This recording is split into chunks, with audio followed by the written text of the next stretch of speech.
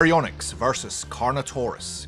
It's the poor man's Spinosaurus versus the meat-eating bull. Let's see what Jurassic World evolution makes of this fight.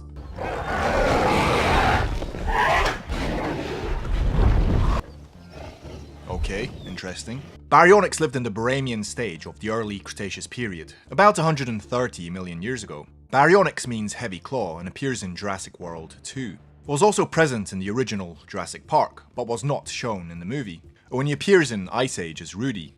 Carnotaurus lived in South America during the late Cretaceous period, around 70 million years ago. So these two dinosaurs never actually met, but this is YouTube, so fight.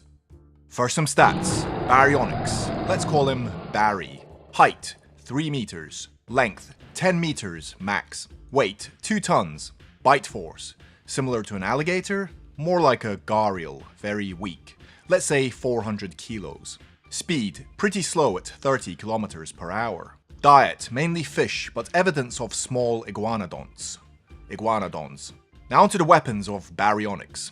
Baryonyx probably had very weak jaws, but maybe not. In 1997, Charrigan Milner explored the stomach region of the B. walkeri holotype.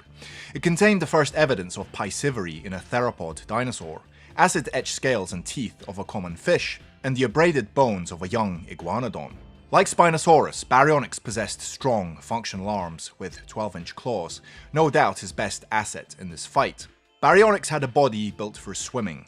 Okay, now onto the stats of Carnotaurus. Height, 3 to 4 meters. Length, 10 to 11 meters. Weight, 1 to 2 tons. Bite force, pretty controversial, 1 to 3 tons. Speed, 56 kilometers per hour. Diet, small prey, but also sauropods. Now onto the weapons of Carnotaurus. Well, his arms were useless, but at least he can camouflage, right? I'm kidding. Carnotaurus had useless arms, but possessed razor-sharp horns and an insane headbutt. Maybe. Rivaling individuals may have fought each other with quick head blows, by slow pushes with the upper sides of their skulls, or by ramming each other head-on, using the horns as shock absorbers. Carnotaurus had decent eyesight. The proportionally small eyes were situated in the upper part of the keyhole-shaped eye sockets. The upper part was slightly rotated forward, probably permitting some degree of binocular vision. Now onto the advantages of Baryonyx in this battle. Well, he was heavier. Carnotaurus would find it difficult to topple Baryonyx. Another huge advantage Baryonyx possesses is his arms. Barry's arms were much more functional than the tiny stumps of Carnotaurus, and at the end of each were large claws that could tear flesh. Baryonyx was a good swimmer and could potentially drown Carnotaurus. Okay, now to the disadvantages of Baryonyx. Well, his gharial jaws were kind of useless and would have little effect in the fight. Baryonyx was slightly smaller than Carnotaurus, despite being heavier and more robust. Baryonyx was much slower on land and possibly less agile. Baryonyx was not an active predator of large animals. Now to the advantages of Carnotaurus. Well, he was quicker and more agile. Carnotaurus was used to battling other dinosaurs. François Therrien and colleagues found that the biting force of Carnotaurus was twice as high as that of the American alligator, which may have the strongest bite of any living tetrapod. So yes, Carnotaurus definitely had a stronger bite force. Carnotaurus could also deliver vicious ramming attacks using its head.